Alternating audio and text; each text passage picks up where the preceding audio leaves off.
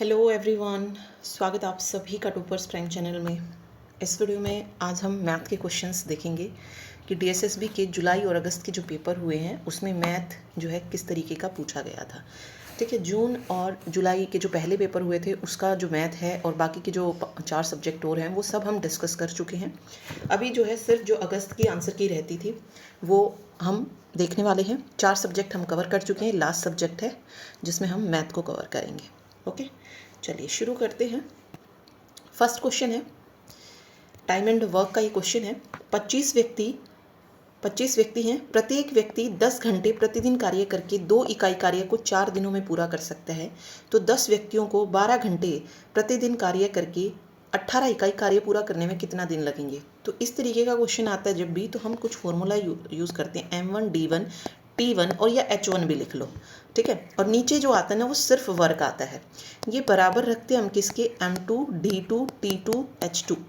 ठीक है, इसमें मैन हो जाएगा ऊपर M से, D से डे जितने दिन लगे हैं, T से टाइम आ जाएगा और आवर यानी कि मतलब जो टाइम है वो सेकंड्स में या घंटे में कुछ भी हो सकता है। तो MDT भी लिख सकते हो या MDH लिख सकते हो, टी को बेशक हटा दो, MDH वाला फॉर्मूला है और नीचे वर्क रहेगा। ठीक है, बाकी की चीज़ जितनी भी दी गई हैं वो सारी ऊपर आएंगी और जो भी काम होगा, ठीक है, वो नीचे आएगा। तो सबसे पहले ये देखते हैं। देखो ये बोला है 25 व्यक्ति, यानी कि M की जगह पे हम 25 रखेंगे और प्रत्येक व्यक्ति 10 घंटे, तो 10 घंटे का काम हो जाएगा और 2 इकाई कार्य को, अब देखिए ये जो 2 इकाई है ये क्या है, वर्क है, तो ये वर्क को हम नीचे रखेंगे और ये काम कितने दिन में पूरा हो रहा है, 4 दिन में, तो डे को हम यहाँ रख देंगे।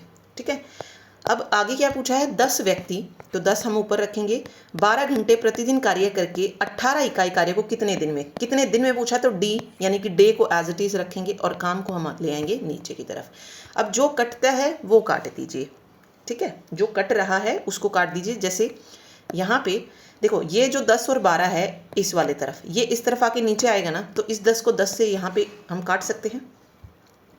ठीक है, और 4 तिये 12 भी कट सकता है, 3 6 18 भी कट सकता है और 2 तिया 6 कट जाएगा। ये 3 जो है इधर आके मल्टीप्लाई हो जाएगा और ये हो जाएगा 25 तिया 75। तो कितने दिन में पूरा कर लेंगे, 75 दिन में। तो 75 जो है इसका राइट आंसर आ जाएगा। ठीक है, चलिए नेक्स्ट क्वेश्चन देखिए। एक व्यक्ति एक निश्चित दूरी को 1 घंटा 24 मिनट में जो है तय कर सकता है। वह 1/4 दूरी 10 किलोमीटर पर आवर की चाल से और शेष दूरी 12 किलोमीटर पर आवर की चाल से तय करता है। कुल दूरी ज्ञात करनी है। क्या कह रहा है, देखो एक निश्चित दूरी है जो कि 1 घंटा 24 मिनट में, यानी कि जो उसको टोटल टाइम लग रहा है उस दूरी को तय करने में वो कितना लग रहा है, 1 घंटा और 24 मिनट का टाइम लग रहा है। ठीक है, वह 1/4 दूरी यानी कि 1/4 जो दूरी है वो 10 किलोमीटर पर आवर की चाल से और शेष दूरी जो है, शेष दूरी वो कितने, 12 किलोमीटर में। तो शेष जितनी भी बच गई यहाँ पे रिमेनिंग अगर मैं देखूँ तो 12 किलोमीटर पर आवर की चाल से जो है तय करता है। तो कुल दूरी हमको यहाँ पे बतानी थी और फॉर्मूला इसमें आपको याद रखना है कि speed equal to distance upon time जो है होता है। ठीक है, अभी देखो हम यहाँ से निकालते हैं। देखो निश्चित दूरी कितने उसमें तय कर रहा है, 1 घंटा 24 मिनट। अब 24 मिनट है, इसको हमें घंटे में चेंज करना है, तो मिनट को क्या करेंगे, 60 से डिवाइड कर लेंगे। मीन्स 1 घंटा तो है ही, साथ में 24 बाई क्या हो जाएगा, 60 हो जाएगा, 24/60 हो जाएगा और ये कट जाएगा, 12 दूनी 24, 12 पंजे 60, 1 + 2 5, तो लगभग 7.5 आवर जो है यहाँ पे टाइम आ जाएगा। इस 1 घंटा 24 मिनट को मैं क्या लिख सकती हूँ, 7.5 आवर जो है लिख सकते हैं। ठीक है, इसको इरेज कर लेते हैं एक बार, 1 मिनट। तो टाइम मेरे को पता चल गया कितना है, 7.5 आवर है। ओके, अब मान लेते हैं हमें टोटल डिस्टेंस देखना है ना। मान ले कुल दूरी जो है वो d है, मतलब कुल डिस्टेंस d है। ओके, अब उसने बोला वह 1/4 दूरी 10 किलोमीटर पर आवर से और दूसरी दूरी 12 किलोमीटर पर आवर से। ओके, देखो d में से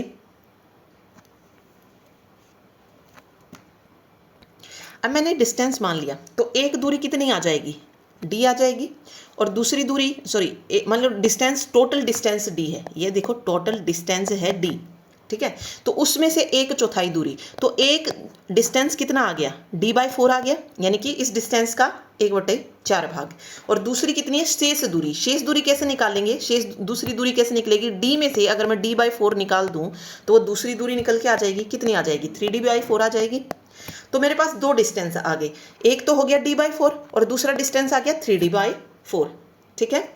अब ये दो चीज़ भी आपको निकाल लेनी है, तो इसको भी मैं अलग से रख देती हूँ कि मेरे पास दो डिस्टेंस निकल के आ गए हैं। एक है डिस्टेंस d/4, यानी कि डिस्टेंस जो है वो क्या आ गया, d/4, और दूसरा कितना है 3d/4। ये मैंने बता दिया कि किस तरीके से जो है 3d/4 निकला है। अब हमें पता है जो टाइम होता है वो क्या होता है, डिस्टेंस अपॉन स्पीड होता है, या स्पीड को बोल लो डिस्टेंस अपॉन टाइम होता है, यही तो होता है, ठीक है। हमें तो सिर्फ निकालना है डिस्टेंस। अब देखिए ये जो d/4 है ये कितनी देर में तय की जा रही है, 10 घंटे में। ये दूरी जो है 10 घंटे में पूरी की जा रही है, तो कितना आ जाएगा, इसको अगर मैं इस फॉर्मूले में रखूँ, इस चीज़ को अगर मैं इस फॉर्मूले में रखूँ तो क्या रहेगा, डिस्टेंस की जगह पे हम d/4 रखेंगे और स्पीड कितनी है 10 किलोमीटर है, तो d/40 आ गया यहाँ से, ठीक है, d/40 आ जाएगा। उसके बाद d/40 आवर आ गया ना, टाइम कितना आ गया यहाँ से, फर्स्ट वाले का d/40 आवर्स। दूसरे में भी यही करना आपको, इसमें जो है डिस्टेंस कितना है 3d/4 है और स्पीड कितनी आ रही है 12 किलोमीटर पर आवर आ रही है, तो इसको हम यहाँ रखेंगे, तो ये हो जाएगा 3/48d, ठीक है। तो आवर हो जाएगा, ये आवर रहेगा ना टाइम में, तो इसको काट लेंगे तो ये हो जाएगा 16, तो d/16 आवर। अब मेरे पास 2 घंटे निकल के आ गए, एक तो d/40 आवर्स है, एक d/16 आवर्स है।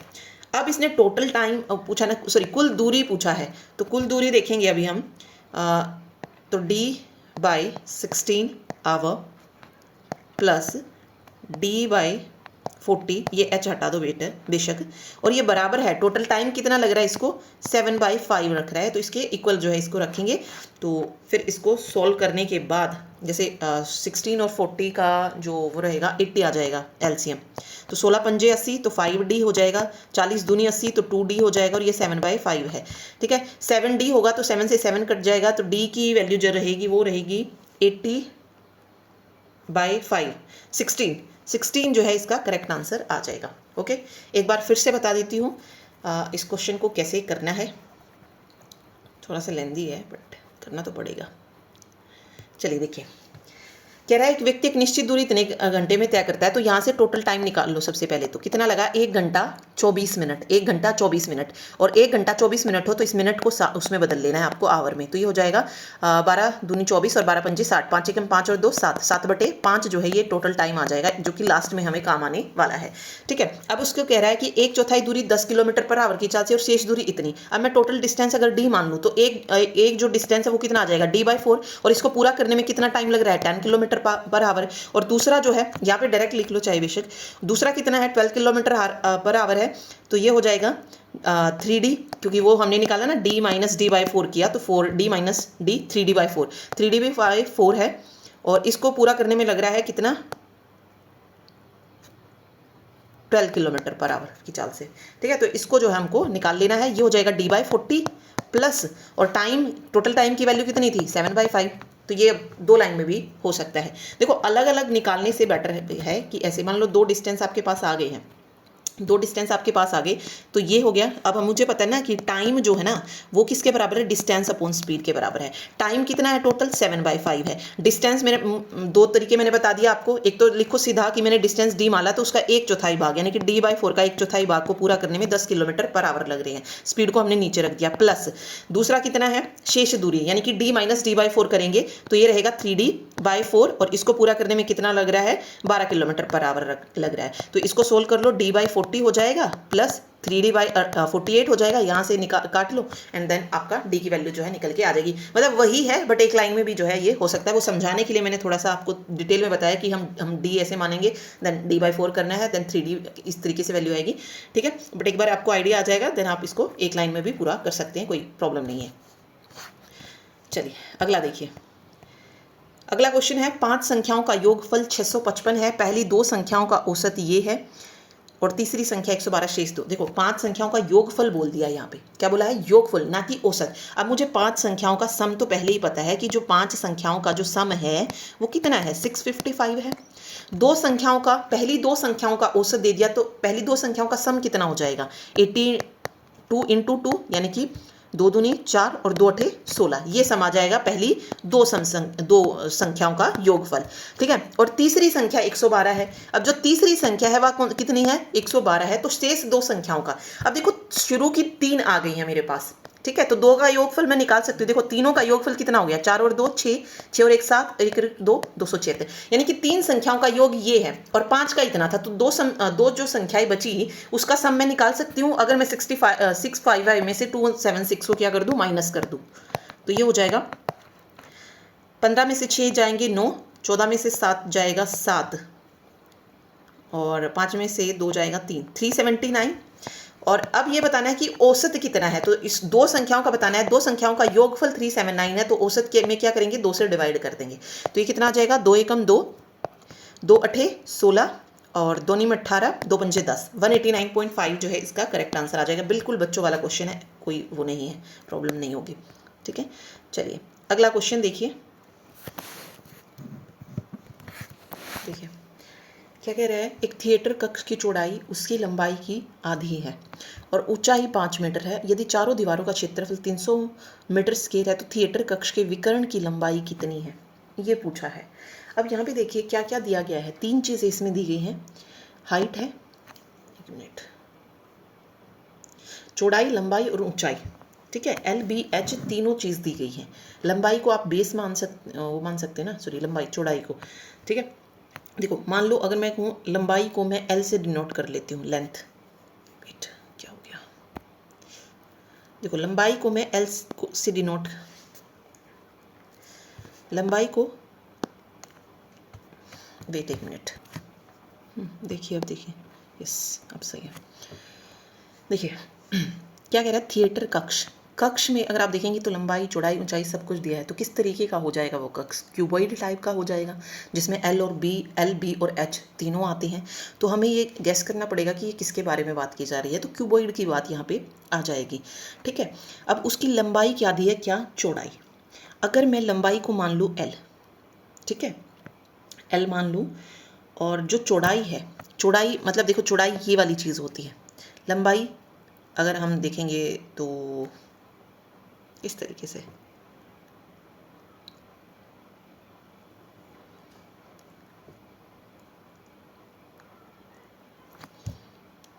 तो ये लेंगे ना, चौड़ाई ये हो जाएगा। तो इसको हम क्या बोल सकते हैं, बेस बोल सकते हैं ना। ठीक है, बेस बोल सकते हैं इस चौड़ाई को। तो चौड़ाई हम जब लेंगे तो वो क्या होगा, बेस होगा।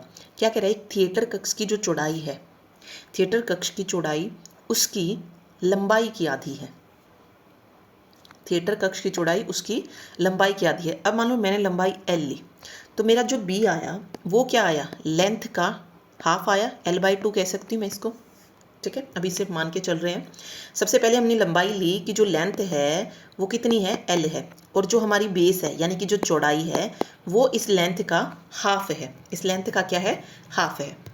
ठीक है, आगे क्या कह रहा है, ऊंचाई 5 मीटर है, यानी मेरे पास हाइट जो है वो कितनी आ गई, 5 मीटर आ गई। ठीक, यदि चारों दीवारों का क्षेत्रफल 300 मीटर स्क्वायर है। अब क्यूबॉइड में जो एरिया होता है वो कैसे निकालते हैं, फॉर्मूला क्या होता है, 2L+B और H होता है। ठीक है, ये फॉर्मूला होता है। वो कितना दे रहा है, 300 मीटर दे रहा है, 300 मीटर दे रहा है। तो हम यहाँ पे ये सारी चीज़ें निकाल रख के L की वैल्यू फाइंड आउट कर सकते हैं।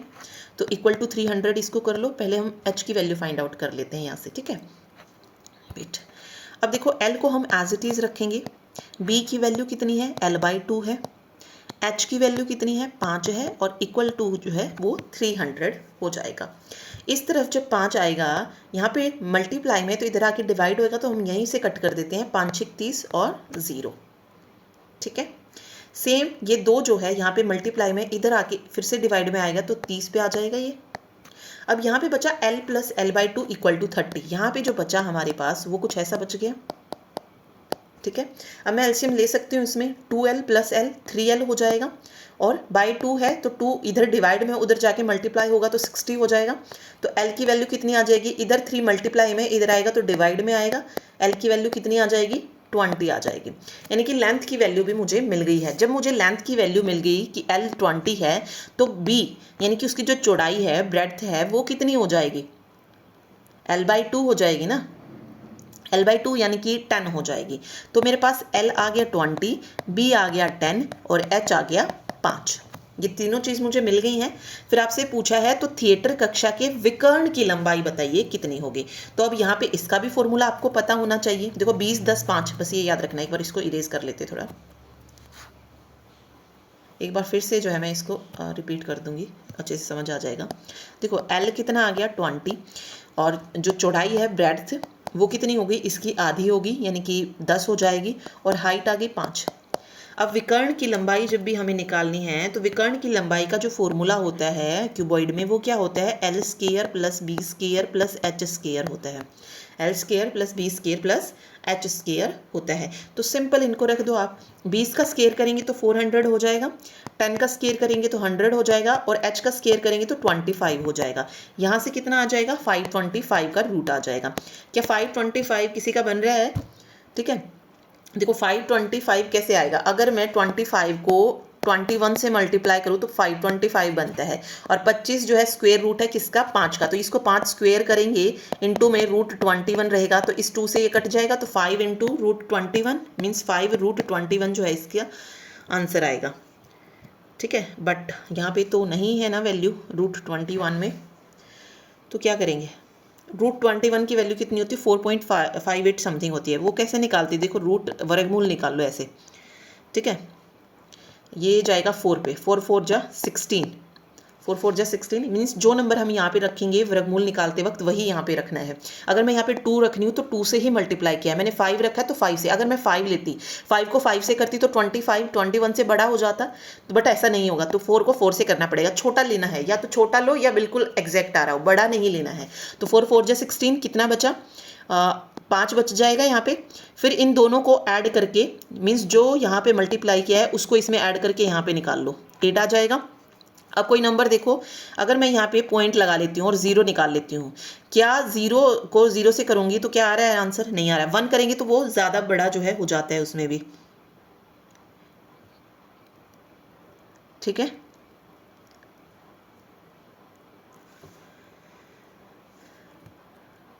ओके वेट सॉरी, अब ये आ गया 4 पॉइंट। जब अगर हम सिंपल डिवाइड करते हैं तो हम सिर्फ एक 0 लेते हैं, जब भी हम वर्गमूल निकालते हैं तो हमको जोड़ा लेना होता है, ठीक है। तो ये पॉइंट जब हम 0 लगाएंगे तो कितनी भी 0 लगा सकते हैं, लेकिन जब हम उतारेंगे ना 0 तो एक 0 की बजाय हमको 2 0 उतारनी है। सिंपल डिवाइड जब हम करते हैं तो एक 0 लगाया, अगर तब भी नहीं जा रहा तो अगर नहीं जाता है तो वापस से ऊपर जो है हम 0 लगाते हैं। बट इस वर्गमूल में क्या होता है, आपको डबल 0 उतारनी है, ठीक है। तो डबल 0 उतारी तो ये अब किस पे जा सकता है, अगर मैं देखूँ इसको तो 85 5 पे अगर मैं करूँगी तो ये हो जाएगा 5 8। अब 8 5 अगर मैंने देखो 8 के साथ 5 लगाया तो मुझे 5 से ही मल्टीप्लाई करनी है। 5 पंजे 25, 2 5 8 40 और 2 42, 425 बन रहा है, 6 पे ज़्यादा बन जाएगा तो यहाँ पे 4.5।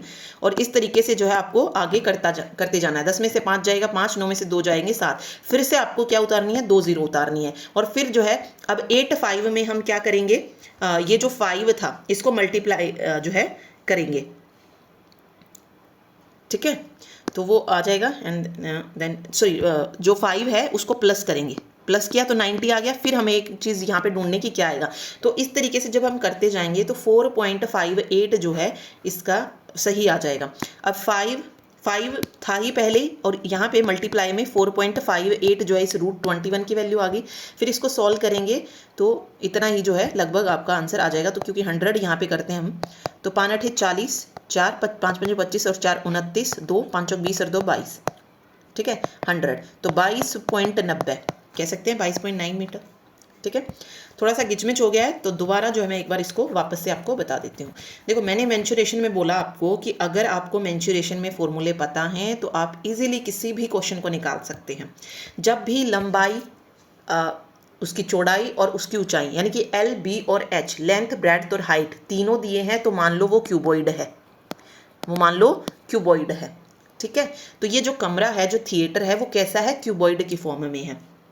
तो अब आपको क्या पता होनी चाहिए, क्या पता होनी चाहिए, फॉर्मूला ऑफ क्यूबॉइड, ठीक है। चाहे वो उसके एरिया का पूछे, कर्व सरफेस एरिया टोटल पूछे या विकर्ण पूछे, तो वो सब आपको पता होने चाहिए, ठीक है।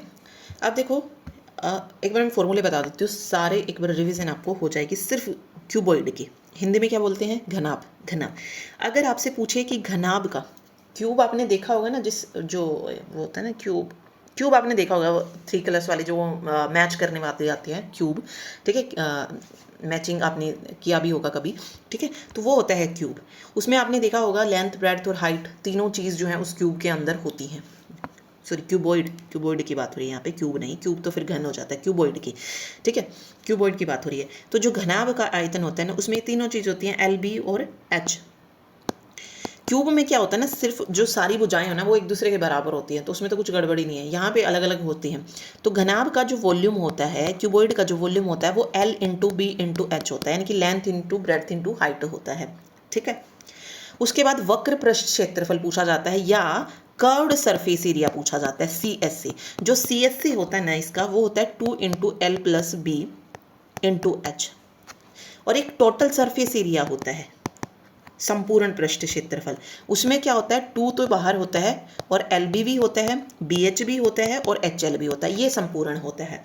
अब इसमें एक और चीज़ जो आपको देखने को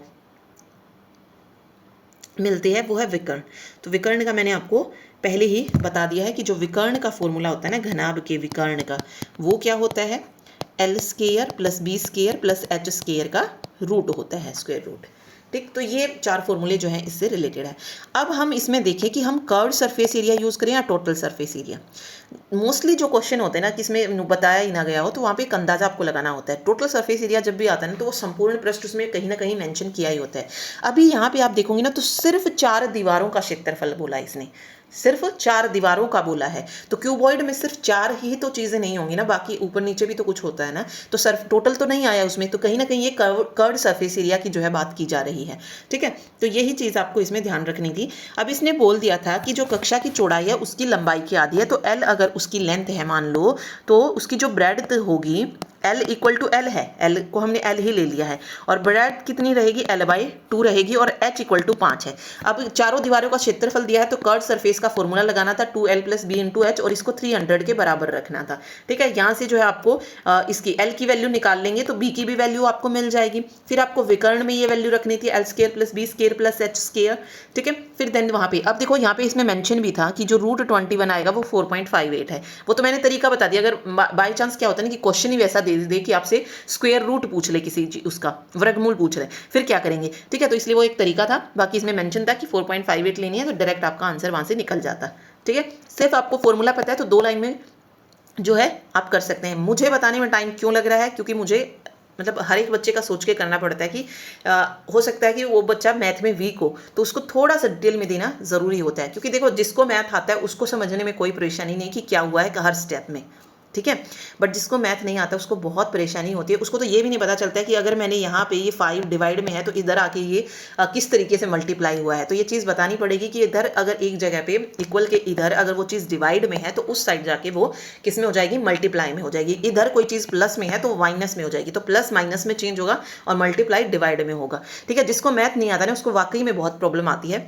और मान लो एक टाइप का उसने क्वेश्चन सीख भी लिया, तो अगर उसमें थोड़ा सा भी हेर फेर करके अगर क्वेश्चन दे दिया जाए ना, तो वो वहीं पर स्टक हो जाते हैं। उनको फिर प्रॉब्लम आती है कि किस तरीके से उसको सॉल्व करें। ये भी एक बहुत बड़ी प्रॉब्लम है वैसे, जिसको मैथ नहीं आता है, ठीक है। क्योंकि उनको उतना ही आ पाएगा जितना उनको सिखाएंगे, ठीक। तो इसीलिए थोड़ा सा मैंने डिटेल में आपको बताया है ताकि सभी को जो है हेल्प मिल सके, ओके। चलिए एक क्वेश्चन देखते हैं अभी अगला। एक व्यक्ति 2 वस्तुएं 3600 प्रति वस्तु की दर से बेचता है। पहली वस्तु पर उसे 19% का लाभ होता है, लेकिन दूसरी वस्तु पर उसे 19% की हानि हो जाती है, तो उसकी कुल हानि प्रतिशत कितना होगा। देखो, एक पर उसको लाभ हो रहा है, दूसरी पर उसको हानि हो रही है, और टोटल यहाँ पे जो हो रही है ना वो हानि हो रही है। क्या हो रही है, हानि हो रही है, ठीक है। तो कुल हानि पूछ लिया अब इसने, ओके। देखो, जब भी 2 ऐसे दरी दी गई होती है, एक तो सिंपल तरीका है हम जाए उससे पूरे तरीके से कि भाई 3600 की कोई चीज़ उसने खरीदी है, देन उसको पहली वस्तु पे उसको कितना लाभ हुआ, दूसरे पे कितना, वो निकाले। तो उतना तो देखो इसमें टाइम नहीं होगा, डायरेक्ट यहाँ पे एक फॉर्मूला लगाते हैं भाई। देखिए एक फॉर्मूला मैंने बहुत बार आपको बताया, जो पहले हमने जून के डिस्कस किए थे उसमें भी इस तरीके के क्वेश्चन देखने को मिले थे जून और जुलाई के एग्जाम में। वहाँ पर मैंने आपको बताया था जब भी दो कुछ इस तरीके से दी गई हो ना कि एक पे लाभ हो रहा है, एक पे हानि हो रहा है, या कुछ हो रहा है, या कई बार ये भी दे सकते हैं कि दोनों पे लाभ हो रहा है तो टोटल लाभ कितना हुआ है, तो वो भी आ सकता है। तो इसके लिए जो एक फॉर्मूला याद रखना है वो कितना है, A plus B plus A into B by 100। और अब इसमें ये याद रखो कि यहाँ पे प्लस माइनस दोनों चलते हैं, यहाँ पे प्लस माइनस दोनों चलते हैं, ठीक है। अब मान लो दोनों प्लस के है तो ये साइन प्लस का रहेगा, अगर यहाँ पे एक प्लस एक माइनस है तो ये माइनस का हो जाएगा, ये आपको देखना पड़ेगा। अब देखो इसमें कह रहा है 19% का लाभ है, क्या है 19% का लाभ है, तो प्लस का 19 है ना, तो प्लस तो लगाने की जरूरत नहीं होती, किसी की आगे कोई साइन नहीं है तो ऑब्वियस है वो नंबर प्लस ही है, तो मैं सिंपल प्लस लिखूंगी यहाँ पे कि ये प्लस 19 है, ठीक है। अगले पे कह रहा है उसे 19% की हानि होगी है, तो मैं जो माइनस बी की वैल्यू रखूंगी, सॉरी बी की जो वैल्यू रखूंगी वो कितनी रखूंगी, -19 रखूंगी।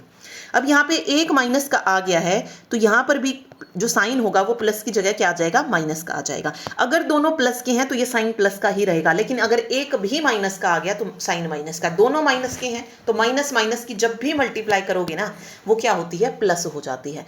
दो माइनस की जब भी मल्टीप्लीकेशन करोगे प्लस हो जाएंगे, तो दोनों में नेगेटिव है तो यहाँ पे आके प्लस हो जाएगा। अगर दोनों में प्लस है तो भी प्लस ही रहेगा, लेकिन अगर एक भी माइनस है तो माइनस का साइन यहाँ पे आना ही आना है। अब a इंटू बी रखिए, ठीक है। अब a की वैल्यू 19, b की वैल्यू -19 है, बट वो माइनस हम यहाँ पे पहले ही लगा चुके हैं तो सिंपल 19 रख लीजिए। ऐसा भी कर सकते हैं कि यहाँ पे प्लस छोड़ दो फॉर्मूले के अकॉर्डिंग और यहाँ पे माइनस लगा लो, बात वही है, लेकिन क्यों कंफ्यूज होना है, इस माइनस को हमने पहले ही बाहर निकाल के माइनस का कर लिया है, ठीक है। और बटे हो जाएगा 100। अब देखो एक प्लस का एक माइनस का, या 19 माइनस से 19 जाएंगे तो क्या हो जाएगा, 0 हो जाएगा, तो ये तो दोनों कट हो गए, यहाँ पे वैल्यू 0 आ चुकी है। अब ये है माइनस का, 19 को मल्टीप्लाई करेंगे तो 19 का स्क्वायर कितना होता है, 361/100। और ये है माइनस का, जब भी वैल्यू माइनस में आएगी यानी हानि होगी, जब भी वैल्यू प्लस में आएगी मतलब लाभ होगा, ठीक है। इसको मैं क्या लिख सकती हूँ, 3.61। अब माइनस का 3.61 का मतलब है 3.61% का लॉस, और ये यहाँ पे दे ही दिया था।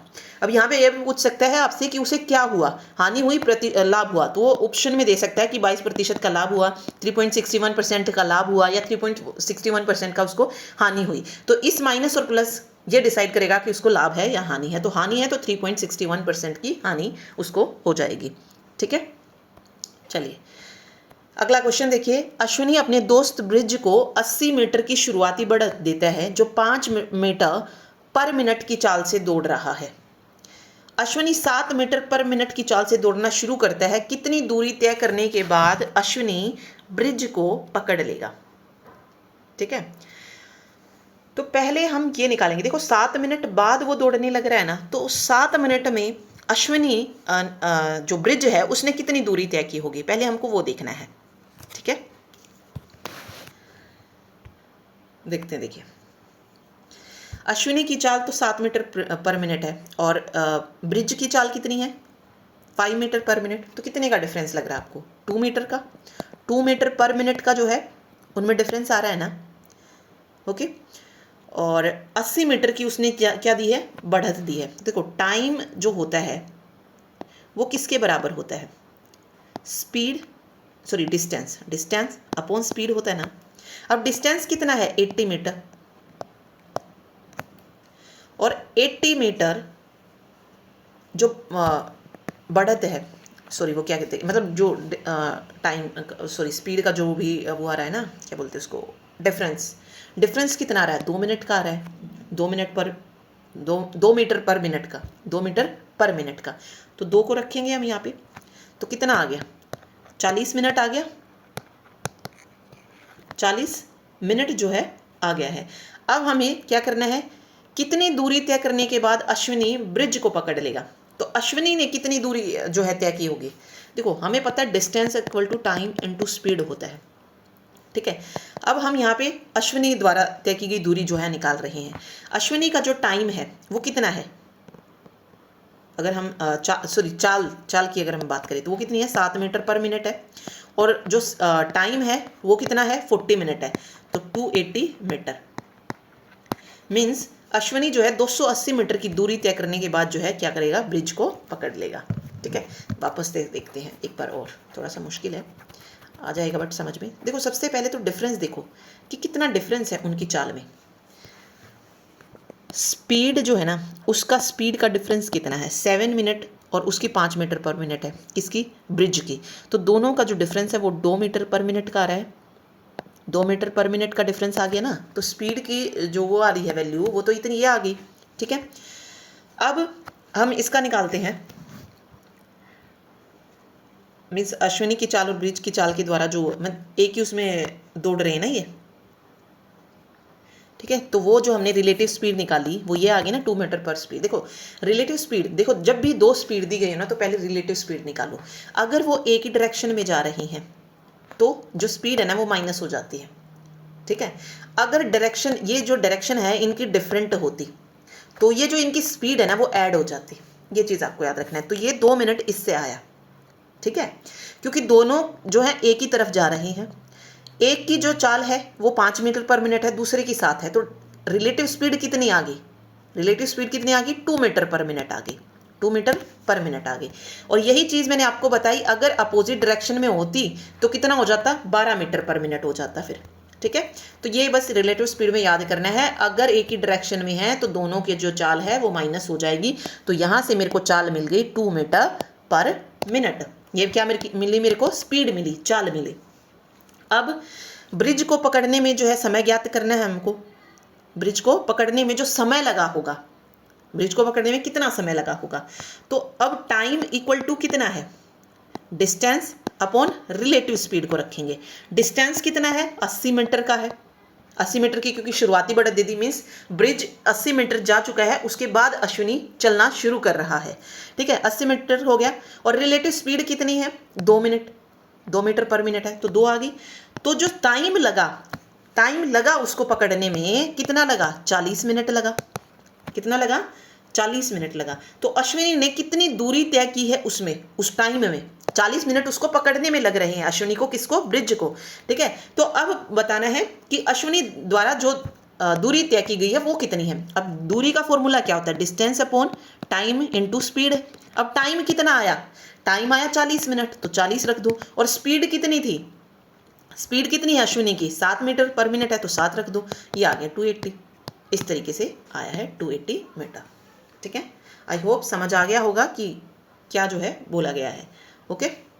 पहले हमने उनकी रिलेटिव स्पीड निकाली, फिर अश्विनी को जो टाइम लगा है ब्रिज को पकड़ने में वो निकाला, और देन अश्विनी ने जितना डिस्टेंस कवर किया है वो निकाला है। और पूछा क्या गया था, कितनी दूरी तय करने के बाद अश्विनी ब्रिज को पकड़ लेगा, तो दूरी ही पूछी गई थी। दूरी पूछी गई थी तो टाइम क्यों निकाला, क्योंकि दूरी निकालने के लिए टाइम और स्पीड दोनों पता होनी चाहिए। स्पीड तो चलो मेरे को पता है, उसकी स्पीड जो है वो 7 है, लेकिन वो टाइम भी तो पता होना चाहिए कि कितने टाइम में उसने ब्रिज को पकड़ लिया है, ठीक है। तो ये हो जाएगा 280 मीटर। चलिए देखिए कैसे करेंगे। इसमें मान लो, देखो कुछ भी तो नहीं पता चल रहा है कि किसी बिस्तर का जो विक्रय मूल्य है वो उसके प्रारंभिक विक्रय का 8 गुना दे दिया और लाभ उसके प्रारंभिक लाभ का 11 गुना दे दिया, तो प्रारंभिक लाभ प्रतिशत पूछ लिया हमसे। तो मैं मान के चलती हूँ, मैं जो क्रय मूल्य है यानी कि कॉस्ट प्राइस है उसको मैं सी मान लेती हूँ, ठीक है, सी मान लेती हूँ। और जो SP है उसको मैं S मान लेती हूँ, और जो लाभ है वो P है, वो जो लाभ है वो क्या है, P आ गया है, ठीक है। तो देखो क्या आ गया, प्रारंभिक, ये सब जो चीज़ें मानी है, क्योंकि सारी चीज़ें प्रारंभिक की बात हो रही है तो वो प्रारंभिक मान के चलती कि जो प्रारंभिक क्रय मूल्य है वो C है, जो प्रारंभिक विक्रय मूल्य है वो S है, जो प्रारंभिक लाभ है वो P है। यानी कि देखो C से कॉस्ट प्राइस, S से सेलिंग प्राइस और P से प्रॉफिट। वेट, अब उसने देखो क्या बोला, यदि किसी बिस्तर का विक्रय मूल्य उसके प्रारंभिक विक्रय मूल्य का 8 गुना है। अब ये जो चीज़ें हैं ये प्रारंभिक विक्रय मूल्य है, देखो 100 मान के भी कर सकते हैं बट वो बहुत बड़ा हो जाएगा, तो बेटर हम ऐसे करते हैं। प्रारंभिक विक्रय मूल्य अगर ऐसे है तो अब का विक्रय मूल्य कितना आ गया, 8 गुना, यानी कि 8S आ गया, ठीक है। फिर कह रहा है प्रारंभिक लाभ का 11 गुना जो है उसको लाभ हुआ है। अगर प्रारंभिक लाभ यानी कि प्रॉफिट अगर उसको P हो रहा है तो 11 गुना हुआ है अब लाभ, तो वो कितना हो गया, 11S हो गया। अब पूछा प्रारंभिक लाभ प्रतिशत बताना है। अब एक चीज़ जो आपको याद करनी है, एक रिलेशन जो आपको पता होगा कि जो हमारा सेलिंग प्राइस होता है ना वो किसके बराबर होता है, कॉस्ट प्राइस प्लस प्रॉफिट। यानी कि अगर मैं क्रय मूल्य में प्रॉफिट जोड़ दूं तभी तो विक्रय मूल्य बनेगा, ठीक है। या आप कह लो कि प्रॉफिट कब होगा?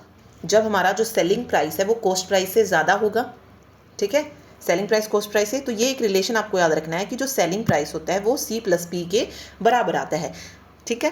तो ये याद रखना है। अगर लाभ हो रहा है तो हानि हो रही है तो C माइनस L हो जाएगा, वो सेलिंग प्राइस होगा। देखो एक रिलेशन ये होती है, और अगर प्रॉफिट की बजाय लॉस हो रहा है तो C माइनस L होता है।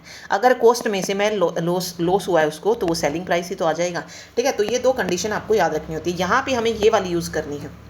अगर मैं ये रखूँ S equal to C plus P, अब हमें प्रारंभिक लाभ प्रतिशत जो है ज्ञात करना है। अब ये जो है, ये तो देखो ये पहले वाला था और ये नया है 8S और 11S, ठीक। तो हम ऐसे ही रखते हैं। अब नए के अकॉर्डिंग चलते हैं। अगर नए में मैं ये है मेरे पास S equal to C plus P, अगर इसको मुझे नए में फिट करना है तो कैसे करूँगी? देखो S की जगह पे मैं 8S रख दूँगी, कॉस्ट प्राइस मेरे को नहीं पता है तो मैं C को एज इट इज़ रखूँगी, और प्रॉफिट कितना है 11S है नई वाला, ठीक है। ये वाली चीज़ बन जाएगी यहाँ पे। अब इस S की वैल्यू हमें ये भी तो पता है कि S equal to C plus P है। यहाँ से अगर मैं निकालूँ प्रारंभिक से तो S equal to C plus P बन सकता है ना, ठीक है। तो इस S में मैं ये C प्लस P वाली जो वैल्यू है ना इसको पुट करूँगी, तो 8C प्लस P आ जाएगा यहाँ पे, और ये C प्लस 11S हो जाएगा। इसको सॉल्व करेंगे तो ये 8C प्लस 8P हो जाएगा, और C प्लस 11S जो है आ जाएगा, ठीक है।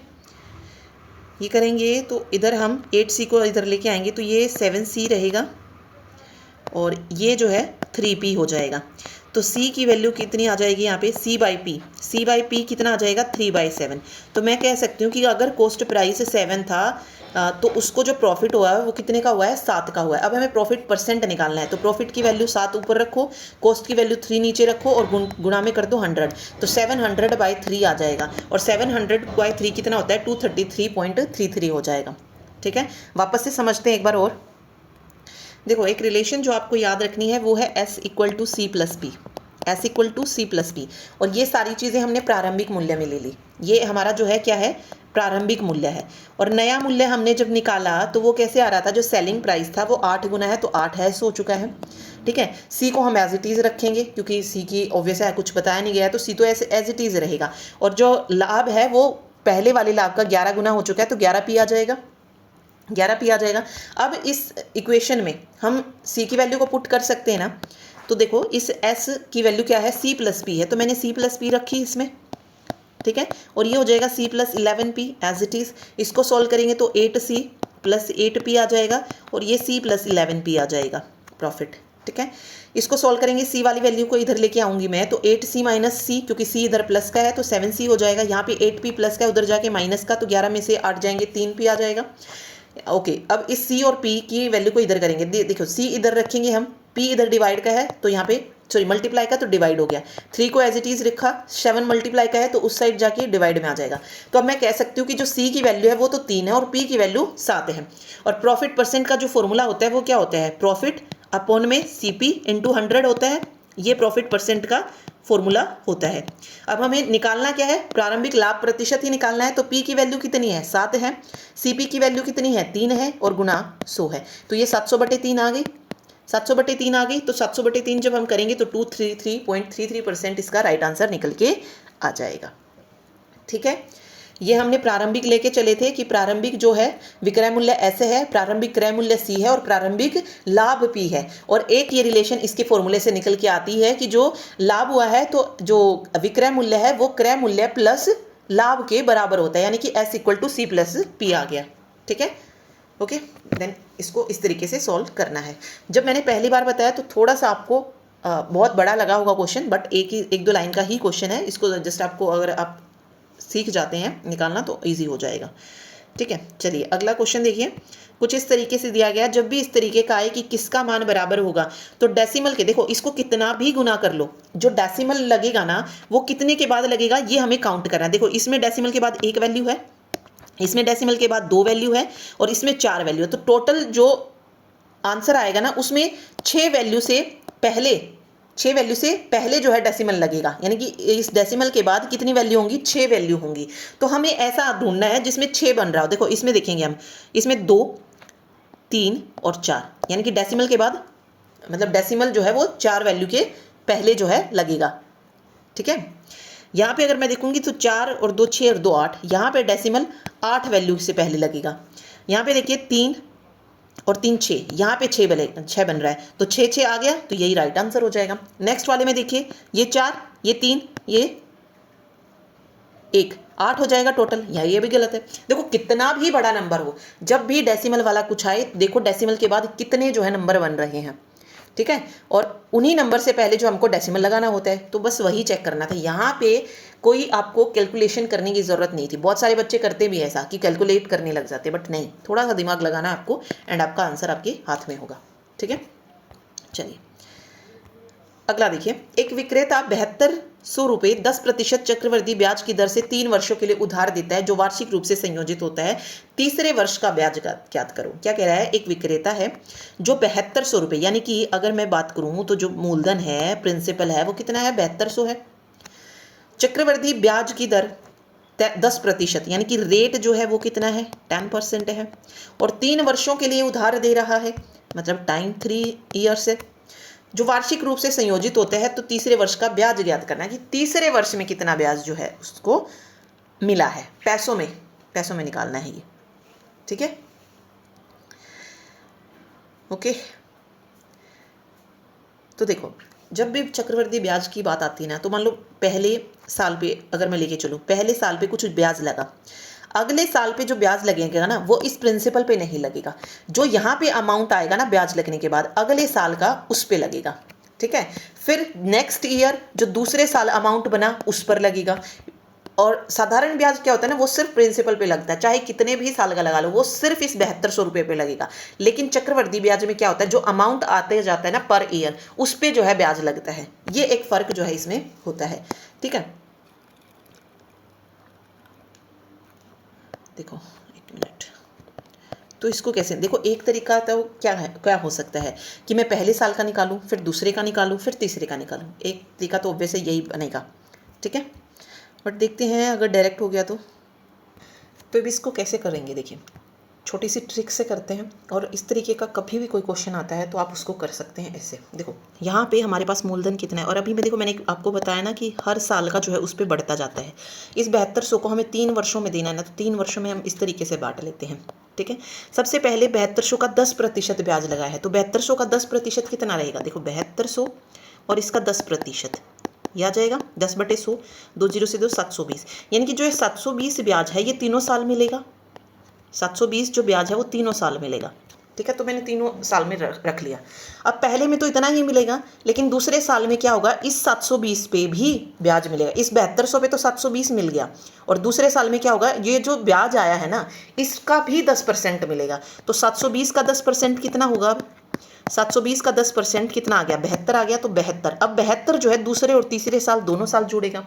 अब इसका काम खत्म हो गया। अब यहाँ पे आते हैं। ठीक है, अब यहाँ पे आते हैं। अब देखो, इस 720 का जो 72 है वो मिल चुका है। ठीक है, ये तो पहले साल पे मिला है। अब देखिए 720 का जो है 10% कितना? 720 का 10% अगर मैं देखूँ तो कितना हो जाएगा, तो इस 720 पे आएंगे। अब देखो इस 720 का भी 10% कितना आएगा? 720 का 10% हम निकालेंगे तो वापस से 72 आ जाएगा। अब जो ये 72 है, इसका फिर से 10% निकालो। 72 का 10% कितना होता है? 7.2, तो ये 7.2 भी मिला है। तो मतलब पर ईयर में जो है इस तरीके से जोड़ता जाना है। देखो पहले 720 तीनों पे मिला तो तीनों में रखा, फिर इस 720 पे जो ब्याज मिला वो 72 तीनों में आ गया, फिर इस 720 पे जो मिला वो यहाँ पे रखा 72, और इस 72 पे जो ब्याज मिला वो 7.2 यहाँ रखा। सिर्फ इसको ऐड कर देना है 2, और ये बनेगा 7 2 9 और 2 11 1, और यहाँ पे 7 7 14 और 2 16 और 1 17, 7 7 और 1 8, 871.2 जो है थर्ड ईयर का ब्याज हो जाएगा। यही चीज़ अगर फोर्थ ईयर में पूछ ली जाती तो पहले ये 720 तो आता ही, फिर इस 720 का रखते, फिर इस 72 का रखते, फिर 72 का रखते, फिर 7.2 का 10% रखते।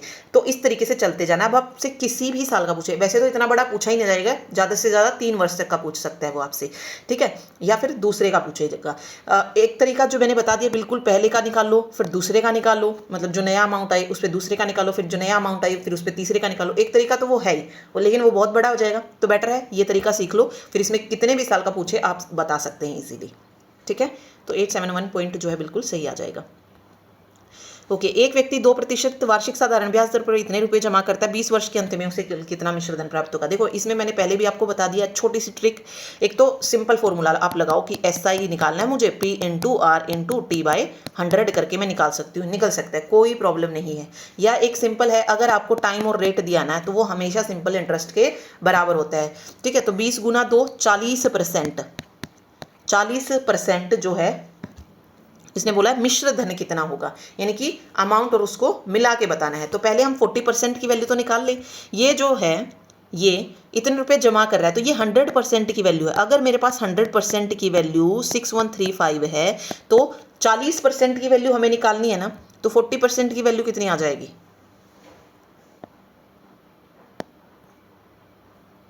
0 से 0 कैंसिल हो जाएगा, 2 दूनी 4, 2 पंजे 10, और ये रहेगा 5 एकम 5, 5 दूनी 10, फिर से 5 दूनी 10 और 5 सत्ते 35, 2 सत्ते 14, 2 दूनी 4 और 1 5, 2 दूनी 4, 2 एकम 2, 2454 आ जाएगा उसका ब्याज।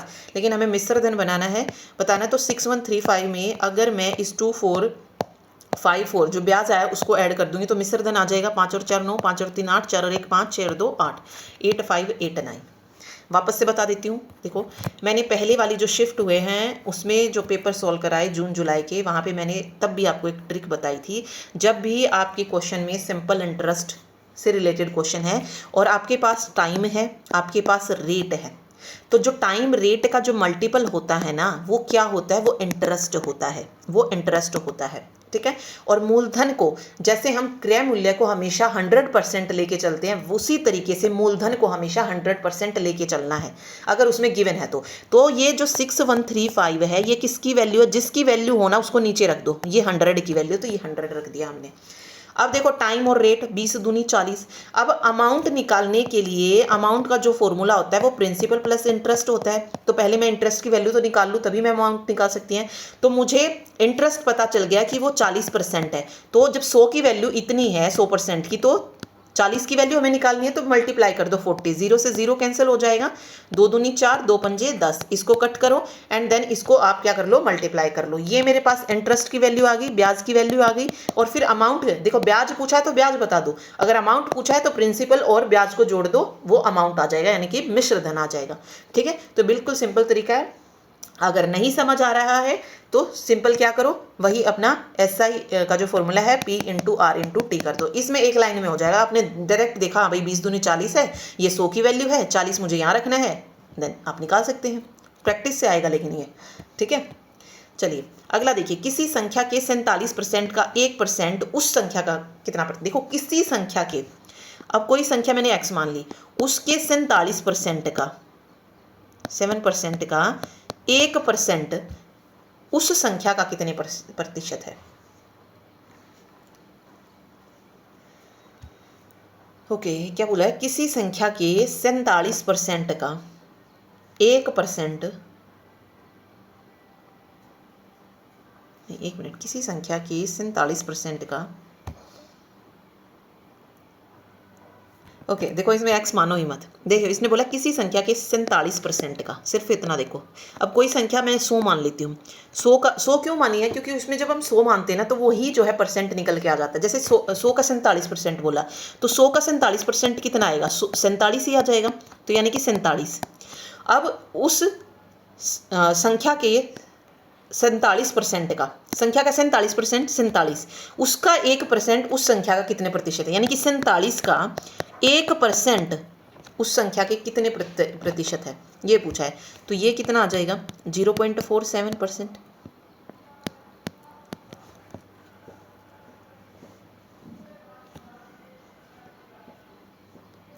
ठीक है, या इतना भी नहीं समझ आ रहा तो डायरेक्ट यहाँ पे चलो। देखो किसी संख्या का, यानी कि 100 कोई संख्या मैंने ले ली, उसके 47% का और 1% पूछ लिया, सीधा ऐसे लिख लो। ये 100 से 100 कैंसिल हो गया, ये कितना आ गया? 0.47 आ गया, ये आ जाएगा राइट आंसर, 0.47 आ जाएगा परसेंट। ठीक है, चलिए ये मान ज्ञात करना है। यहाँ पे देखो इस तरीके का जब भी आए, मैंने क्वेश्चन करवा रखे हैं, जिसने अभी भी नहीं देखे हैं प्लीज़ देख लीजिए। ठीक है, वो बिल्कुल इसी पे बेस्ड है। देखो इसमें 0.0.0.8 है, अगर मैं इसको A मान लूँ, इसको क्या मान लूँ मैं? A मान लूँ। यहाँ पे 0.08 है, इसको मान लूँ B। ये क्या बन रहा है, ए क्यूब माइनस बी क्यूब बन रहा है ना, ए क्यूब माइनस बी क्यूब बन रहा है। लेकिन नीचे क्या बन रहा है, यहाँ पे तो सिर्फ 8 8 8 दिया है। ये अगर मैं देखूं तो क्या बन रहा है, देखो अब इस क्वेश्चन में इन्होंने क्या गेम खेला है। यहाँ पे ऊपर तो दे दिया चलो कि हम ए क्यूब और बी क्यूब बना ले, लेकिन नीचे क्या करें, नीचे तो सिंपल 8 × 8 × 8 दे दिया, कोई फॉर्मूला भी नहीं बन रहा है कि अगर मैं A square plus B square minus A B करके करूँ तो वो थोड़ा सा डिफिकल्ट हो जाएगा। तो डायरेक्ट क्या करो, आप मल्टीप्लिकेशन कर लो। 8 और 8 16 और 8 512 होता है। 1 से 20 तक के जो क्यूब हैं वो फॉर्मूले आपको आने ही आने चाहिए, आप गूगल से निकाल लो और याद उन्हें रख लो, ठीक है। 512 ऊपर जब 512 बनेगा तो वो 512/1000 बनेगा ना, क्योंकि डेसिमल के बाद कितनी वैल्यू है, 3 वैल्यू है, ठीक है। तो एक के बाद 3 जीरो आ जाएंगी। ऊपर वाला फिर से 512 बनेगा और इस कंडीशन में देखो 6 वैल्यू जो है इसके पीछे आएंगी एक के बाद, क्योंकि डेसिमल के बाद 6 अक्षर बन रहे हैं, तो ये 6 बन जाएगा। और नीचे जो है वो 512 है ही। अब मैं क्या करूँगी, इस 512 को अलग अलग कर लेती हूँ, ठीक है। इसको मैं एज ए लिख लेती हूँ कि 512 1000 गुना 512 और माइनस 512 और ये 60 गुना 512। 512 से 512 कट, 512 से 512 कट, ठीक है। बात वही है, क्योंकि जब हम इसको सॉल्व करेंगे ना तो यही वापस से मिल जाएगा। फिर इसमें हम जब एलसीएम लेंगे तो एलसीएम मेरा ये वाला आएगा कि 6 जीरो जो है उसमें लगी होंगी, ठीक है। फिर इससे करेंगे तो 3 जीरो वाला बच जाएगा, ऊपर 1 था तो यहाँ पे सिंपल मेरा 1000 आ जाएगा, और यहाँ पे एज इट इज है ये, तो यहाँ पे सिर्फ 1 आ जाएगा। तो 1000 में से जब मैं 1 घटाऊंगी तो मेरे पास 9 9 9 बचेगा, और 9 9 के नीचे कितनी जीरो हैं, 6 जीरो हैं, तो मीन्स पॉइंट के बाद 6 वैल्यू होनी चाहिए, तो पॉइंट, और यहाँ पे अगर कुछ और नहीं है तो जीरो ऐड कर दो और 999, तो 0.000999 जो है इसका राइट आंसर यहाँ से निकल के आ जाएगा, ठीक है। अगर फॉर्मूला बन रहा है ऊपर नीचे तो फॉर्मूला बनाओ, अदरवाइज उसको सॉल्व करके देखो, ठीक है। चलिए, एक पाइप चार्ट दिया है, टोटल संख्या 2500 दी है, डिग्री में दिया है। जब भी मैंने पहले ही बोला है अगर परसेंट दे रही हैं तो टोटल वैल्यू जो रहेगी ना वो 100% की वैल्यू रहेगी। अगर डिग्री में दे रहे हैं तो टोटल डिग्री कितनी होती है, 360 डिग्री। तो ये जो 2500 वैल्यू है ना, ये 360 डिग्री की वैल्यू है 2500। अब हमें निकालनी क्या है, किस विद्यालय में विद्यार्थियों की संख्या 750 है। यहाँ पे पूछा है किस में विद्यार्थियों की संख्या जो है ना वो 750 है, तो ये हमको थोड़ा चेक करना पड़ेगा। अगर मान लो देखो, अगर 360 डिग्री की वैल्यू ये है तो 1 डिग्री की वैल्यू कितनी आ जाएगी, या मैं अगर बोलूँ, मैंने अभी आपको बताया था अगर कोई भी वैल्यू दे रखी ना किसी चीज़ की, उसको उसके नीचे पुट कर दो। मैंने बोला था ना कि 100 की वैल्यू ये है तो 100 को नीचे, अब ये 360 की वैल्यू है तो 360 को ऐसे रख लो, ठीक है। ओके, तो हम निकाल लेते हैं। इससे मुझे ना 1 की वैल्यू मिल जाएगी। 1 की वैल्यू अगर हम निकालेंगे तो 2 18, 18 दूनी 36, 2 एकम 2, 2 दूनी 4 और 2 पंजे 10, ठीक। 3 पे नहीं कटेगा। अब मेरे पास जो 1 की वैल्यू आई ना 125/18, अब वो नंबर ढूंढो, इनमें से वो डिग्री ढूंढो, जैसे ही मैं उसको इससे मल्टीप्लाई करूं तो मेरे को 750 मिल जाए, ठीक है। अगर मैं 72 रख देती हूँ मान लो ई की डिग्री, तो यहाँ से एक आइडिया मिल जाएगा कि कम ज़्यादा क्या आ रहा है। 18 चौक 72, यहाँ से मेरे वैल्यू मिलेगी 4 पंजे 20, 2 4 दूनी 8 और 2 10, 4 एकम 4 1 5, 500 मिल रही है। यानी कि इस 72 डिग्री से वैल्यू बड़ी होने वाली है। तो ये दो ऑप्शन तो कट हो गए ना मेरे पास। अब 90 और 108 बच्चे हैं, ठीक है। तो 90 को भी रख के देख लो, चलो 125 18 और इसको मल्टीप्लाई कर दो 19 से, 18 पंजे 90 आएगा, 5 पंजे 25, 2 5 दूनी 10 और 2 12, 5 725 आ रहा है। तो यानी कि 90 भी नहीं है, वो वैल्यू कहीं ना कहीं क्या है 108 डिग्री है। तो इसको भी करके देख लो अगर आपको डाउट हो रहा है। तो 125/18 और गुना कर दो 108 को, ठीक है। 2 निम 18, 2 पंजे 10 और 2 चौक 8 रहेगा, 5 2 7 और 1 8 रहेगा, 5 5 3 से कट जाएगा, 3 3 9 या 9 6 54 पूरा कट रहा है, 6 पंजे 30, 3 6 दूनी 12 और 3 15, 6 कम 6 और 1 7, 750 आ गया। तो राइट आंसर 750 किसका आ रहा है, ए की डिग्री आ रही है, ठीक है। तो एक आपको लेके चलना है और वो बता देना है। अगर उसमें नहीं हो रहा है, देखो अगर आपको ये भी चेक नहीं करना है तो आपके पास वैल्यू आई थी 125/18 की वैल्यू आई थी ना, 125/18 थी, तो आप डायरेक्ट 100 की निकाल लो भाई, 100 की कितनी आ जाएगी, ठीक है। उसको कट करके देख लो, फिर वहाँ से भी पता चल जाएगा कि कौन सी लेनी है, बड़ी छोटी मीन्स, या फिर एक ऑप्शन से कर लो, ठीक। तो ए ऑप्शन जो है करेक्ट आ जाएगा यहाँ पे। ओके, क्वेश्चन देखिए, 2 पाइप ए और बी एक टैंक को क्रमशः 20 मिनट और 14 मिनट में भर सकते हैं। दोनों पाइप एक साथ खोले जाते हैं, लेकिन 2 मिनट के बाद पाइप ए को बंद कर दिया जाता है। टैंक को भरने में कुल कितना समय लगेगा। बिल्कुल टाइम एंड वर्क वाली क्वेश्चन होते हैं पाइप एंड सिस्टम के। देखो 2 पाइप हैं ए और बी, और दोनों टैंक को भर रहे हैं कितने कितने मिनट में, सॉरी वेट, ए को लग रहा है 20 मिनट और बी को लग रहा है 14 मिनट, और दोनों भर रहे हैं, ठीक है, और दोनों पाइप एक साथ खोल दिए जाते हैं, दोनों पाइप एक साथ खोल दिए जा रहे हैं। तो पहले हम टोटल देख लेते हैं कि टोटल कितना बनेगा। तो सबसे पहले इन दोनों का एलसीएम लो। एलसीएम कैसे लोगे, बड़ा नंबर उठाओ और उसकी टेबल देखो। 20 सबसे बड़ा है, 20 दूनी 40 होता है, क्या 14 40 पे कट कर रहा है, नहीं। 20 या 60 होता है, क्या 14 से कट हो रहा है, नहीं। 20 चौक 80 होता है, क्या 14 से कटेगा, नहीं कटेगा। 20 पंजे 100 भी नहीं कटेगा। 20 छिक्का 120, ये नहीं कटेगा। 7 पे देखेंगे तो 140, तो बिल्कुल 140 जो है इसका आ जाएगा। 20 7 पे कट करेगा और 14 10 पे कट करेगा इसको, ठीक है। तो ये जो रखा ना, ये इनका एफिशिएंसी आ गई कितने की, 1 मिनट की, क्योंकि नहीं मिनट में लग रहा है, देखो घंटे में लग रहा है तो 1 आवर की एफिशिएंसी, दिन लग रहे हैं तो 1 दिन की एफिशिएंसी, और ये जो रहेगा ना ये टोटल टाइम रहेगा। ये क्या रहेगा, टोटल मतलब जो भी टोटल वर्क है वो रहेगा, कि उनको 140 भरना था और 1 मिनट में 7 भर रहा है और 20 मिनट में वो पूरा भर दे रहा है। ये टोटल वर्क है, ठीक है, ये जो निकलेगा ये टोटल वर्क है।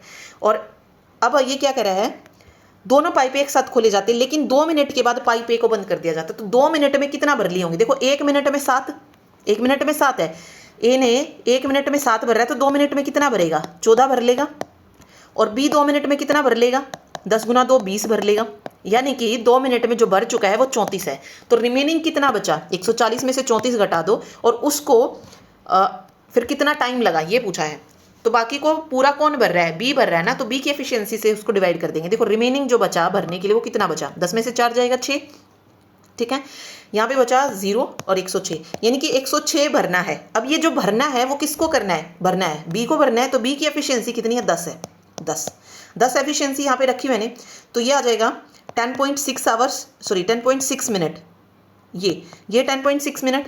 और ये था कुल कितना समय लगा, 2 मिनट ये हो गई, 2 मिनट जो पहले लगी ए और बी दोनों जब खोले थे। तो 10.6 और 2 को जो ऐड कर देंगे, टोटल जो समय है वो आ जाएगा कितना, 12.6 मिनट आ जाएगा, राइट आंसर, ठीक है। इस तरीके से करना है स्टेप वाइज। जब भी आप चलेंगे ना टाइम एंड वर्क में, सबसे आसानी से सॉल्व होने वाले क्वेश्चन है ये। चलिए देखिए, इलेक्ट्रॉनिक वस्तुओं के क्लियरेंस सेल में एक वस्तु जिसका अंकित मूल्य 12,150 है, उसे अब 11,178 में बेचा जाता है, जिससे वह अंकित मूल्य पर D% की छूट प्राप्त होती है। डी का मान ज्ञात कीजिए। अभी देखो, अंकित मूल्य जो काम करता है ना, वो किसका करता है, कॉस्ट प्राइस का करता है। और जो ये है, ये तो है ही, सेलिंग प्राइस तो है ही। और जो छूट है ना, वो किसका काम करती है, हानि की तरह काम करती है, हानि की तरह, क्योंकि प्रॉफिट में हम ऐड करते हैं, हानि में हम लॉस करते हैं। और डिस्काउंट की जब भी बात आएगी ना, तो वो मार्केट प्राइस पे ही होता है। हानि लाभ की बात आएगी वो कॉस्ट प्राइस पे होता है, ठीक है। तो ये देखते हैं अभी। चलो अब यहाँ पे देखो, हमारे पास कॉस्ट प्राइस तो है नहीं, तो जब कॉस्ट प्राइस ना हो तो जो मार्केट प्राइस होता है ना, उसी को हम 100% लेके चलते हैं, ओके। ये जो वैल्यू है ये आ गई 12,150, किसकी, 100% की वैल्यू, ये 100% की वैल्यू है, ठीक है। ये मार्केट प्राइस है हमारा, और हमारा सेलिंग प्राइस कितना है, 11,178 है, ठीक। तो इसमें डिफरेंस कितना आ रहा है, 10 में से 8 जाएंगे 2, और यहाँ पे 14 में से 7 जाएगा 7, 9 में से 1 जाएगा 8, 872, यस 872 का जो है इनमें क्या आ गया, डिफरेंस आ गया। अब याद रख लो, जो परसेंटेज है ना, D% की जो वैल्यू होती है ना, वो कितनी होती है, D upon marked price into 100, यानी कि वही प्रॉफिट लॉस वाला जो हम करते हैं वही जो है होता है। अब हमें D% निकालनी है। D की वैल्यू कितनी आई है, ये जो आया ना, ये डिस्काउंट आया कि 872 रुपये का डिस्काउंट दिया है उसे। मार्क्ड प्राइस कितना है, 12,150 है, और गुणा कर दो 100 को, ठीक है। 0 से 0 कैंसिल हो जाएगा, 8,720, 8,720, इसको 1215 से कर देना है, कर लेते हैं एक बार। 8,720 को 1215 पे, तो 7.176 कुछ आएगा, ठीक है। तो इन्होंने आंसर जो मानना है ना, वो 8 माना है। सॉरी गड़बड़ हो गई यहाँ पे, ये जो डिफरेंस आएगा ना वो 9 आएगा, 972 आएगा, इसीलिए ये आ रहा था, ठीक है। अब जो है, अगर हम 9,720 को डिवाइड करेंगे किससे, 1215 से, तो बिल्कुल हमारा 8 आ जाएगा, पूरा कट हो जाएगा। ये पूरा कट जो है यहाँ पे हो जाएगा। करके भी देख सकते हैं, जैसे 5 दूनी 10 हो गया, ये 5 दूनी 10, 5 चौक 20 और 5 तिये 15, और 243 को अगर मैं करूँ 4 से, 4 तिये 12, 4 चौक 16 और 1 17, 4 दूनी 8 और 1 9, बिल्कुल 4 पे पूरा कट हो रहा है, तो 4 दूनी 8, 8 जो है करेक्ट हो जाएगा। ये थोड़ा इसमें डिफरेंस जब हमने किया वो गड़बड़ हो गई थी, ठीक है। तो 8 जो है राइट आंसर इसका हो जाएगा, ठीक है। देखिए अगला क्वेश्चन है, एक आदमी अपने मासिक वेतन में 76% अपने घर के किराए में खर्च करता है। क्या कह रहा है? 76% घर के किराए में, यानी कि अगर मान लो 100% है, ये देखो अगर 100% अगर है तो 100% में से 76% जो है वो किस पे खर्च कर रहा है? सिर्फ किराए पे। बाकी का कितना बच जाएगा? 24%। इसमें वह कह रहा है यदि वह प्रत्येक महीने अपनी परिवहन पर 673 रुपये, किराने पर इतना और शेष इतने की बचत करता है, तो उसका मासिक वेतन बताना है। देखो 76% तो किराया जा रही है, जो 24% है इसमें वो परिवहन पर 673, किराने पर देखो वो है किराया, यह है किराना, ठीक है। तो 7 8 यानी कि जो भी सामान वगैरह होता है उस पर, और शेष 783 उसमें बचते हैं। तो टोटल जो हो जाएगा 4 3 7 और 3 10, 1 7 7 14 और 1 15 और 8 23, 2 6 2 8 8 16 और 7 हो जाएगा 23, 2 और 7 और 2 9, ठीक है। 9330, ये जो वैल्यू है 9330, ये 24% की वैल्यू है, ठीक है, क्योंकि 24% जो है वो इस चीज़ पर खत्म कर रहा है। तो 9330 जो वैल्यू आई ये 24 की वैल्यू है, और हमें निकालनी किसकी है? मासिक वेतन। मासिक वेतन दोनों का इकट्ठा होगा, यानी कि 100% की वैल्यू हमको निकालनी है, तो ये हो जाएगा, ठीक है। 9330 है, तो इसको हमें कट करना है। 9 3 12 3 15, 3 से कट हो रहा है, 3 8 24 हो जाएगा, पूरा भी जा सकते हैं वैसे ये, अभी देखते हैं। 3 3 9, 3 एकम 3, 3 एकम 3 और 0, ठीक है। उसके बाद 2 पे देखें तो 2 चौक 8, 2 एकम 2, 2 पंजे 10 और 2 पंजे 10, ठीक। उसके बाद ये 25 पे कट रहा है, 25 पंजे 125, तो कहीं भी कुछ गड़बड़ हुई है, वेट एक मिनट, ओके सॉरी, यहाँ पे 15 55 आएगा ना, पूरा कट करेंगे जो दो उस पे 2 पे, ठीक है। 2 एकम 2, 2 पंजे 10, 2 पंजे 10 और यहाँ पे 0 बचे, 55 15 55 नहीं बनेगा,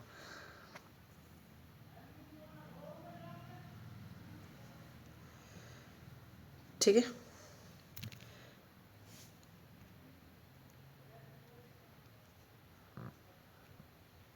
15 555 जो है बन जाएगा। 2 एकम 2 होगा, 2 पंजे 10 और फिर 2 पंजे 10 और फिर 2 पंजे 1555। जब इसको 25 से करेंगे तो 38 875, ठीक है, ओके। इस तरीके से जो है ये आंसर आ जाएगा इसका। चलिए अगला देखिए, पी क्यू और आर के गुणनफल के अनुक्रमानुपाती, जब क्यू 13 आर 5 है तो पी ये है और ये सब दिया गया। देखो क्या कह रहा है, जो पी है ना, पी पे हमें रुकना है, बात हो रही है पी, ये जो पी है ये क्यू और आर के गुणनफल के अनुक्रमानुपाती। इंग्लिश में अगर मैं देखूं तो अनुक्रमानुपाती मीन्स डायरेक्टली प्रोपोर्शनल, आप इसको बोल सकते हैं। तो इसको लिखने का जो तरीका होएगा वो क्या होएगा? देखो इसको लिखने का तरीका होगा कि जो P है ना वो डायरेक्टली प्रोपोर्शनल है किसके? Q और R के। और जब भी हमें डायरेक्टली प्रोपोर्शनल को यानी कि इस अनुक्रमानुपाती को हटाना होता है तो हम एक कांस्टेंट टर्म जो है इसकी जगह पे रख लेते हैं। तो मैं इसको ऐसे लिख सकती हूँ कि P जो है वो बराबर होगा K Q R के, ठीक है। अब यहाँ पे देखेंगे आप, जब Q कितना है 13 है और R 5 है तो P कितना आ रहा है? 52 आ रहा है। तो इस K की वैल्यू मैं यहाँ से फाइंड आउट कर सकती हूँ। K की वैल्यू कितनी हो जाएगी? 13 चौक 52 और K की वैल्यू कितनी आ जाएगी? 20 आ जाएगी, ठीक है। K की वैल्यू जो है 52 पूरी नहीं आएगी, एक मिनट, ओ सॉरी ये तो उसमें जाएगा ना, इसके डिवाइड में, तो 4/5 आ जाएगी। K की वैल्यू 4/5। सेम इसमें देखना है, तो जब Q 7 R 2 है तो P का मान बताना है। तो फिर से वही है condition, P = K Q R है, लेकिन यहाँ पे इस बार हमें K की वैल्यू पता है और P की निकालनी है। तो 4/5, Q की वैल्यू 7 है और R की वैल्यू 2 है, ठीक। तो इसको ये कुछ कट नहीं होगा, तो 7 दूनी 7 चौक 28 और 2 2 टे 16, 2 दूनी 4 1 5, 56/5, फिर 5 एकम 5, 5 एकम 5 और 5 दूनी 10, 11.2 जो है इसके करेक्ट हो जाएगा। तो जब भी कभी भी अगर ऐसा आता है ना अनुक्रमानुपाती, इसका मतलब होता है डायरेक्टली प्रोपोर्शनल, और इस डायरेक्टली प्रोपोर्शनल को अगर हटाना है तो हमें एक कांस्टेंट टर्म को जो है रखना पड़ता है उसके साथ, ठीक है। तो ये चीज़ बस इसमें याद रखनी थी। चलिए आगे देखिए, समूह ए में 84 सदस्य हैं, समूह बी में 83 सदस्य और समूह सी में 64 सदस्य हैं। इन समूहों के सभी सदस्य एक रेस्टोरेंट में गए। यदि समूह ए, बी और सी के प्रत्येक सदस्य पर खर्च की गई औसत राशि, देखो क्या बोला है, प्रत्येक सदस्य पर खर्च की गई औसत राशि इतने रुपए है, यानी कि एक सदस्य पर 342 रुपए खर्च हो रहे हैं। ठीक है, तो प्रति सदस्य खर्च की गई कुल औसत राशि पूछ ली यहां पे। अभी देखो ए में सदस्य कितने हैं, ए में सदस्य हैं 84 और हर एक पर खर्च की गई जो राशि है वो कितनी है, वो है 342, यानी कि एक पे 342 है तो 84 पर कितनी खर्च हुई है, 84 गुना 342 कितना आ जाएगा, 84 गुना 342 ये रहेगा 28,728 आ गया। ठीक है, इसी तरीके से बी में चेक करेंगे। बी में जो है टोटल 83 सदस्य हैं और उन पर जो राशि खर्च की गई है वो कितनी है, 447 है। कितनी है, 447 है। तो इसका टोटल कितना आ जाएगा, 37,101 आ जाएगा। ठीक है, फिर तीसरा है समूह सी जिसमें 64 सदस्य हैं और उसमें प्रत्येक पर जो है 426 जो है रुपए खर्च किए गए हैं। कितने सदस्यों पे, 64 पे। ठीक है, तो यहां पे कितना आ जाएगा, कितना है, 426 है, तो 27,264 हो जाएगा। अब इन सब पे जितने पैसे खर्च हुए हैं उनका औसत पूछा गया है। अभी देखो इनका एक तो सम निकाल लो, एक ये जो टोटल बंदे हैं इनका सम निकाल लो। 4 3 7 और 4 11, 1 8 और 1 9 8 17 और 6 23। यहाँ पे आ गए टोटल सदस्य 231 और उन पर जो पैसे खर्च हुए हैं वो कितने आ गए, 8 और 4 12 और 1 13, 1 6 और 2 8 और 1 9, 7 2 9 और 1 10, 1 8 और 1 9 7 16 और 7 7 और 6 13 23, 2 2 और 2 4 3 7 2 9, ये जो है टोटल खर्च हुए। अब इसका औसत बताना है तो 93093 को 231 से जो है क्या कर दो, डिवाइड कर दो। ठीक है, क्या हो जाएगा, जब 93093 को हम डिवाइड करेंगे किससे है, 231 से। ठीक है, तो कितना आ जाएगा, 403 आ जाएगा। इसको आप बेशक डिवाइड करके देखना, 403 जो है इसका राइट आंसर आ जाएगा। बिल्कुल सिंपल क्वेश्चन है, ये इस तरीके से हो जाएगा। ठीक है, ओके। अभी नेक्स्ट में देखो क्या दिया गया है, शंकु की लंबवत ऊंचाई और आधार की त्रिज्या दी गई है, यानी कि हाइट दी गई है 8 सेंटीमीटर और बेस पर आधार की त्रिज्या यानी कि रेडियस दिया गया 6 सेंटीमीटर और हमसे पूछ लिया है शंकु का संपूर्ण पृष्ठीय क्षेत्रफल। क्या पूछा है, संपूर्ण पृष्ठीय क्षेत्रफल, टोटल सरफेस एरिया। तो टोटल सरफेस एरिया का जो वो होता है ना, क्या बोलते हैं उसको, फॉर्मूला, वो होता है पाई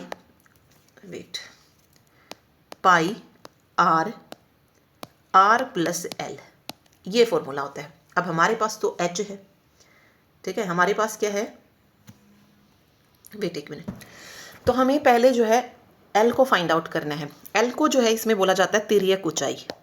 ठीक है, क्या बोलते हैं, स्लांट हाइट, आप सॉरी स्लांट हाइट तो ये हो गया, तिर्यक वो बोलेंगे, हाँ तिर्यक ऊंचाई स्लांट हाइट ही हो गया आई थिंक। ठीक है, तिर्यक ऊंचाई हम कैसे निकालेंगे, मीन्स एल वो होती है एच का स्क्वायर प्लस आर का स्क्वायर। ठीक है, एच कितना है, 8 है तो 64 हो जाएगा और ये 36 है। ठीक है, 64 और 36 100 होता है, तो एल कितना आ गया, 10 आ गया। बस वो सिर्फ इसमें सिंपल आपको पुट करना था, तो 22/7, आर कितनी है, 6 है और 10 और 6 16 जो है यहाँ पे आ जाएगा। ठीक, तो इस तरीके से जब इस क्वेश्चन को करेंगे, बट यहाँ पे पाई है तो इसको एज इट इज रखो, 16 गुना 6 कितना हो जाएगा, 96, 16 6 96, 96 पाई जो है इसका राइट आंसर निकल के आ जाएगा। ठीक है, चलिए लास्ट क्वेश्चन हम करते हैं, क्योंकि पूरे 1 घंटे की वीडियो जो है हो चुकी है और देखो इसमें क्योंकि टाइम लगता है तो ज़्यादा क्वेश्चन सॉल्व कराना पॉसिबल नहीं है, तो सिर्फ 20 ही क्वेश्चन जो है हमने इसमें किए हैं। देखिए फर्स्ट क्वेश्चन है, सॉरी फर्स्ट कह रही हूँ, लास्ट क्वेश्चन है, एक आर्मी कैंप में 200 कैडेटों के लिए 54 दिनों के भोजन का प्रावधान है। यदि पहले ही दिन 40 अतिरिक्त व्यक्ति कैंप में शामिल हो जाते हैं, यानी कि पहले ही दिन हो गए हैं शामिल, तो यह प्रावधान, ये जो भी प्रावधान है कितने दिनों तक चलेगा, ये पूछा। देखो 200 कैडेटों के लिए है और ये 54 दिनों के लिए है। ठीक है, और पहले ही दिन 40 अतिरिक्त व्यक्ति आ गया, यानी कि 200 की जगह जो संख्या हो चुकी है वो कितनी हो चुकी है, 240 हो चुकी है। तो अब डेज पूछा है कि कितने दिनों तक जो ये खाना वगैरह है ये चलने वाला है। ठीक है, ओके।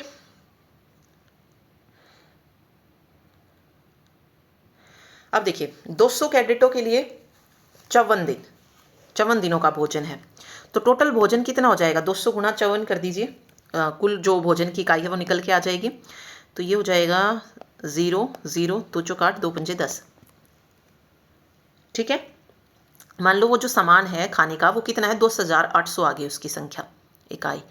ओके, और नए कैडेटों की संख्या क्या है, 40 अतिरिक्त कैडेट जो है शामिल हुए हैं, तो टोटल कितने हो गए 240। ये मैं पहले ही आपको बता चुकी हूँ। तो अब टोटल सामान हमारे पास 10,800 है, तो ये 240 के लिए करना है तो भाग कर देंगे 240 को इससे। ठीक है, 2 12 2 पंजे 10 2 चौक 8 0 और 540 है ना ये, तो 12 चौक 48 और 12 पंजे 60 45 दिन, 45 डेज जो है करेक्ट आ जाएगा। ठीक है, क्योंकि देखो अगर मैं इस 10,800 को 200 से करती हूँ ना तो 54 दिन का ही निकलेगा, तो इसी तरीके से 240 से करेंगे तो ये 45 दिन का खाना हो जाएगा। तो 45 डेज जो है इसका राइट आंसर यहाँ पे आ जाएगा कि ये जो प्रावधान है भोजन का ये कितने दिनों तक चलेगा, 45 डेज तक चलेगा। ठीक, तो ये थे मैथ्स के क्वेश्चन। एक आइडिया आपको मिल गया होगा, बाकी प्रैक्टिस कीजिए क्योंकि हर शिफ्ट में कोई ना कोई एक दो अलग टाइप का क्वेश्चन मिल जाता है। ज़्यादातर क्वेश्चन देखो वही होते हैं, वही टॉपिक से, अगर आपने अच्छे से टॉपिक पढ़ा है तो डेफिनेटली आप क्वेश्चन को कर पाएंगे, बट प्रैक्टिस बहुत ज़रूरी है। वहाँ पे टाइम कम होता है, तो जितनी ज़्यादा प्रैक्टिस करेंगे इजीली जो है आप उसको कर पाएंगे। अगर आप प्रैक्टिस नहीं करेंगे ना मैथ की DSSB में, तो वहाँ पे जैसे ही आप क्वेश्चन को देखेंगे आप क्वेश्चन नहीं निकाल पाएंगे। बेशक आपने चैप्टर सीखा हुआ है, बट जब तक आप प्रैक्टिस नहीं करेंगे आप सारे क्वेश्चन नहीं कर पाएंगे। हो सकता है हाँ 5-6 क्वेश्चन आप कर लें, बट सभी क्वेश्चन पॉसिबल नहीं है विदाउट प्रैक्टिस। तो प्रैक्टिस कीजिए और पेपर जो भी हैं उनको उठाइए एंड देन उनको सॉल्व करके देखिए। मिलते हैं नेक्स्ट वीडियो में। Thank you so much.